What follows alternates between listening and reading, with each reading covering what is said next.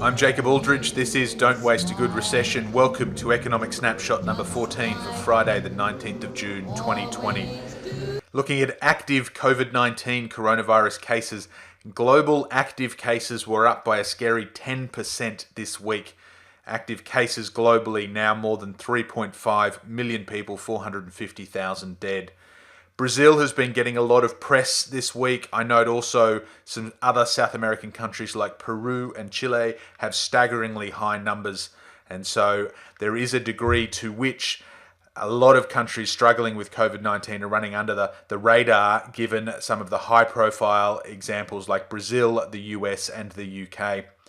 It would seem that caution fatigue is setting in. After 3 months of being cautious, people are looking around, they're asking themselves, haven't we done enough? We've been locked in the house, we haven't been able to go to work, we haven't been able to go to the movies or the ballpark, we've been wearing these silly masks. Surely, after 3 months, we've done enough. These numbers say no. No, we have not. And reopening economies too fast means either shutting them down again soon and possibly for longer if we haven't learnt the lesson this time, or it means accepting higher death rates. And it's not just the deaths that we need to be mindful of. The chronic long-term effects of COVID-19 that it's leaving on those who actually survive the disease are still poorly understood and are only just becoming evident. So those are the risks that we're facing with the choices. There is definitely more and more of a push to reopen economies.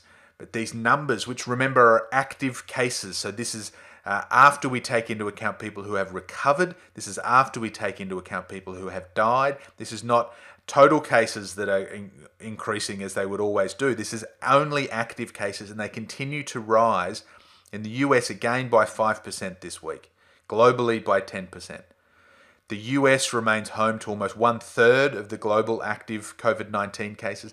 9 states in the US actually saw record numbers of new cases this week. And the UK still isn't actually publishing active case data. We're having to make some inferences ourselves. So we're not getting great data. We're not getting great leadership and management. As a community, caution fatigue is pushing us to take risks. I keep looking at these numbers and I keep wondering how we think this is going to be a good thing for the economy long term. Australia, where being an island nation, we have some benefits. We've got football again. We're allowing thousands of people into the stadiums. My family out here, we're planning our next big holiday. We're travellers, digital nomads. We're looking at how we can do that locally as that number of cases declines, but that's certainly an exception globally, not the rule. If we move to the stock markets, it was a little bit of a drop just before the economic update last week. That has been recuperated for the most part. The Dow Jones, the FTSE, the ASX was down a little bit. It saw most of it late on Friday, so after this went to press last week. Now, this is not an investment channel. Don't Waste a Good Recession is not here about personal investment, certainly not about stock market investment. I'm here to help business owners with 200 to 500 staff. So why do I care so much about the stock market? Why do I spend so much time talking about it each week? Partly it's because it gives us a lot of new data every week, where things like unemployment, GDP growth come out every month or every quarter. There's new numbers on the markets each week and it gets a lot of noise. That's why it gets so much coverage on the evening news, for example, because something happened today. News journalists love a horse race. They love being able to use, remember, the most horse shit word in financial journalism, because markets did something because. I look at it for 2 reasons. The reason I share this with you in the economic update for 2 reasons. First, it is a lead indicator of the wider economy. The stock markets crashed in March. Your business took a hit in April. Markets bounce back in April and May. Your business is doing better in May and June. So if we track the markets, we get, maybe it's only a month these days, maybe it's a few months, a bit of guidance as to where the wider economy is going to be, and you can position your business accordingly. Second, it does have, because of that media, an oversized impact on sentiment, business sentiment, consumer sentiment, and most importantly at the moment, perhaps government sentiment. President Trump in the US is already talking up the economy having rebounded based on the stock markets, not any of these other fundamentals. So if the markets keep climbing, if President Trump can point to the S&P 500 or the Dow Jones and say, look, it's at a new record high, then that means that governments may end stimulus packages sooner. And if that happens without the fundamentals in the economy having followed, that could have a negative effect on you and on your customers. So being mindful of the stock market without trying to speculate, certainly day to day, even week to week or month to month. Learn, apply it into your business. That's what we're all about. So how do we look at it? How do we apply it into your business? As we touched on last week, the markets in the US have almost gone back to those February highs. The 12th of February here, looking at the Dow Jones index, peaked at 29,551. It closed Thursday night at 26,119. So it has rebounded. It's back up 40% since the bottom. It's still down 10% since that peak, but as it nears it, what direction will it go? Really, there's two ways that it goes from here.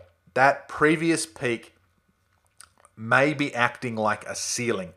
So the reason why markets dropped at the end of last week was because the S&P, which is a better gauge of the indices, it just doesn't have the history that the Dow Jones, which is why we use the Dow Jones, the S&P very nearly got back to that peak and then dropped by something like 6% in a day. That peak acts as a ceiling. Do you really believe that the economy today in June is better than it was in February, when we thought that the COVID-19 was something that wasn't a pandemic, was something that could be contained? Do you really think the economy is better now? I don't. I don't think anybody, hand on heart, would suggest that it is. So that peak, previous peak, may be acting as a ceiling. Every time the markets get close to that, people feel that that might be the ceiling of those prices, and there's a bit of a sell-off. So we could see a situation where we bump into that ceiling a few times.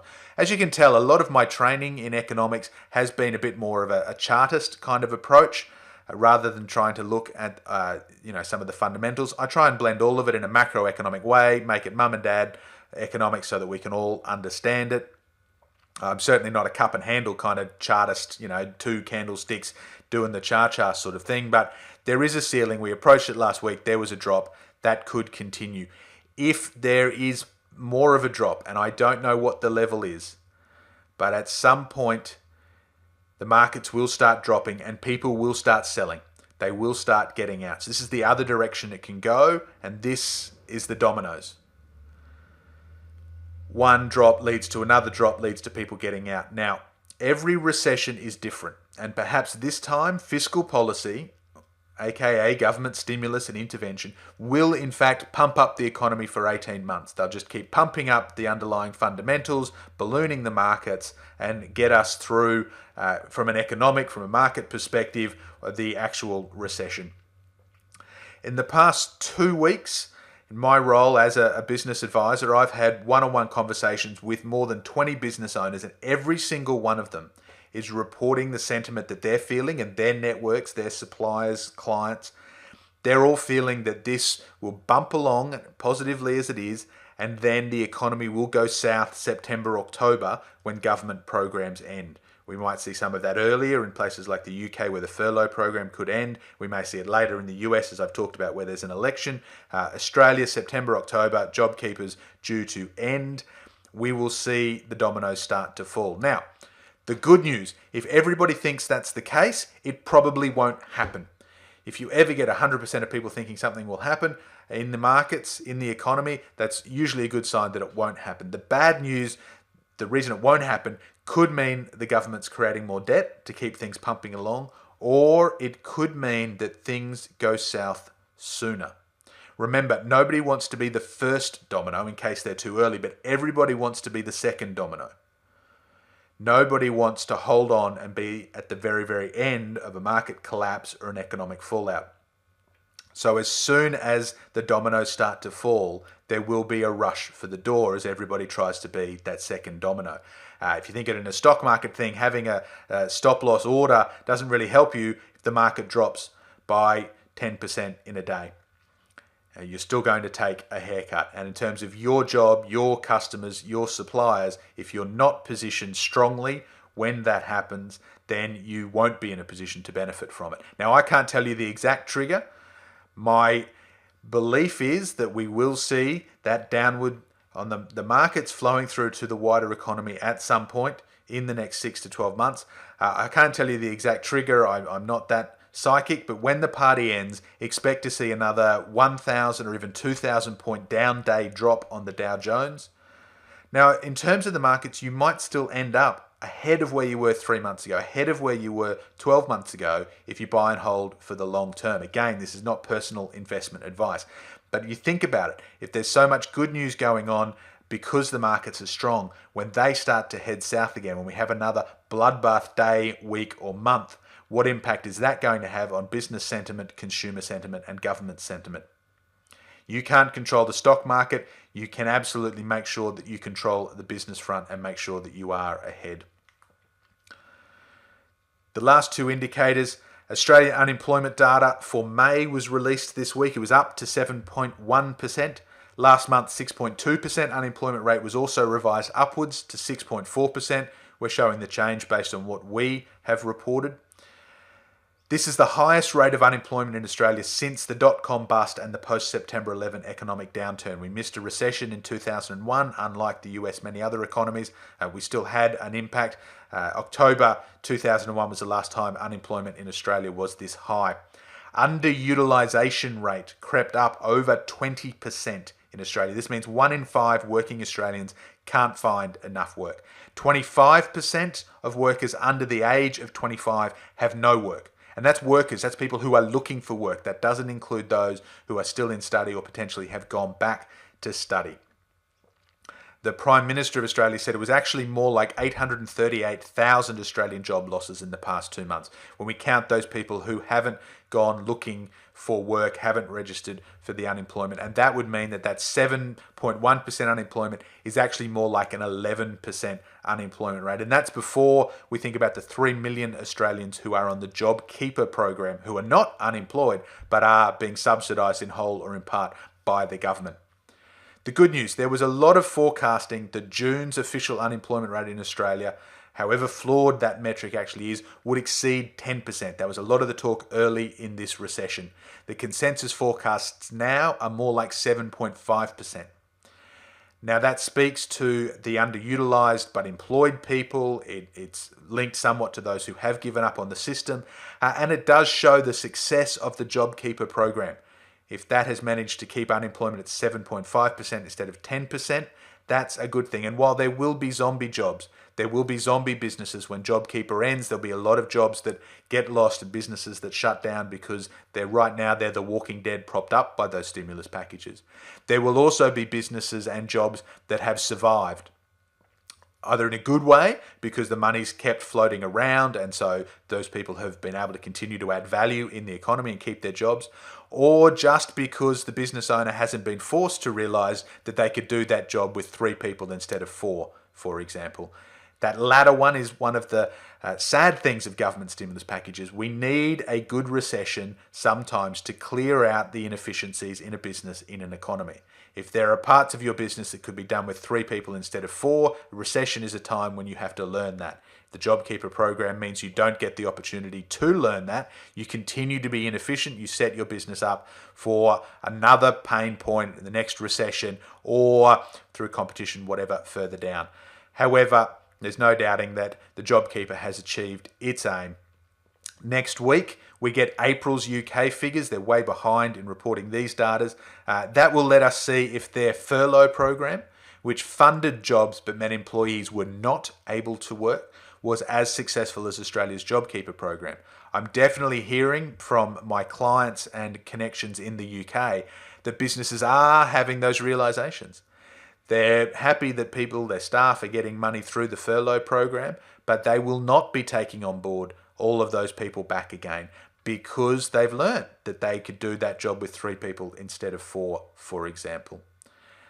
Next week, we also get the final version of the USA's March quarter GDP. Already that's been revised down to negative 5% GDP growth. It was originally negative 4.8%. It's been revised down to 5%. Next week, we get the final figure to see just how bad that was. And remember, The consensus forecast is that the June quarter will be a lot worse than the March quarter.